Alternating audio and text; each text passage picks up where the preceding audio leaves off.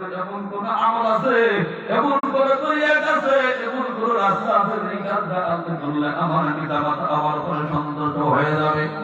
আল্লাহ রাসূল বলেন, সাহাবী চিন্তার কোনো কারণ নাই রে সাহাবী, চিন্তার কোনো কারণ নাই। প্রত্যেক বৃহস্পতিবার দিবাগত রাত্রে মাত্র 2 রাকাত নফল নামাজ পড়িয়া তোর মৃত্যু পিতার মাতার জন্য একটু দোয়া করবি। রব্বির হামহুমা কামা রব্বায়ানি সগীরা, রব্বির হামহুমা কামা রব্বায়ানি সগীরা।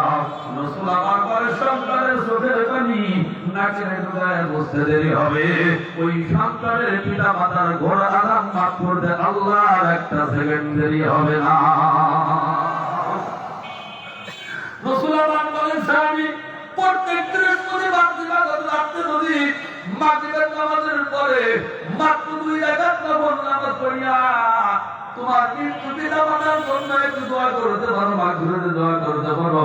রব্বির হামহুমা কামা রব্বায়ানি সগীরা, রব্বির হামহুমা কামা রব্বায়ানি সগীরা।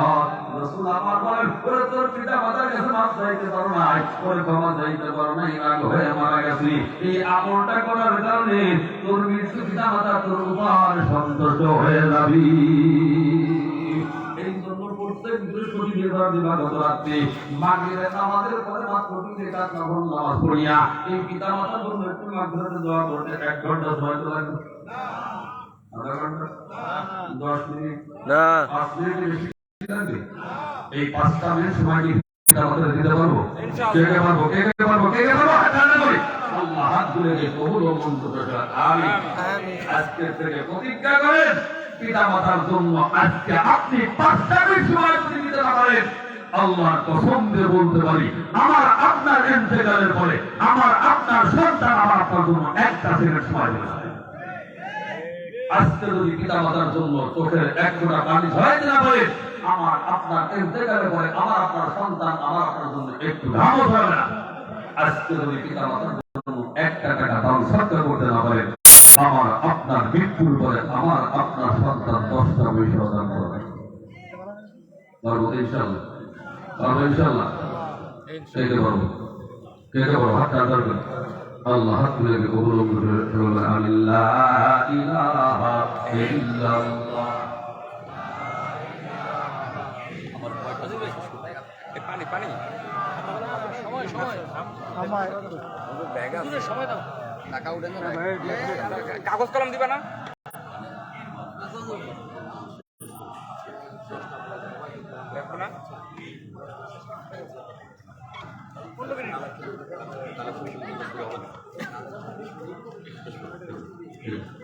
লা ইলাহা ইল্লাল্লাহ মুহাম্মাদুর রাসূলুল্লাহ সাল্লাল্লাহু আলাইহি ওয়াসাল্লাম।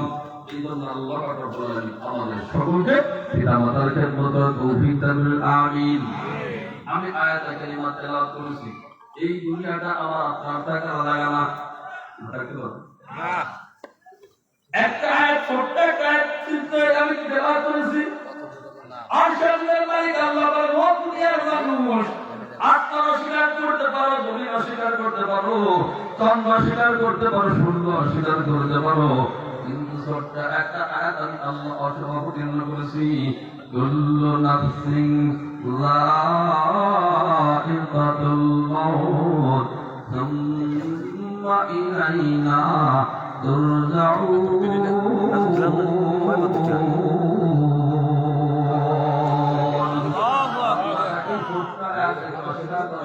দুনিয়ার কোন মানুষের না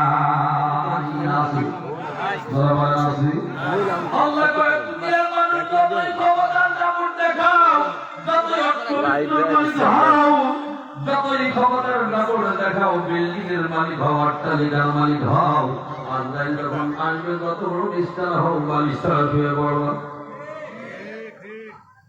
মুসলমান টাকায় দেখেন, চিন্তা ভাবনা করে দেখেন, এই এলাকায় এমন মানুষ ছিল এক সময় তাদের আঙ্গুলের ইশারায় এই এলাকার লোকজন থরথর করে কাঁপতো, তাদের ভয়ে কখনো কথা বলতো না। কোথায় গেল তাদের সেই শক্তি সাহস? সিংহের মতো শক্তি সাহস সব হয়েছে কত কোন মতো আজ বেঁচে আছি ভাই খ্যাকশিয়ালের মতো। কোথায় গেল সেই ক্ষমতার দাপট, কোথায় গেল বাহাদুরি, কোথায় গেল মমরুদ ফিরাউন, কোথায় গেল হামান, কোথায় গেল ক্ষমতার দাপট?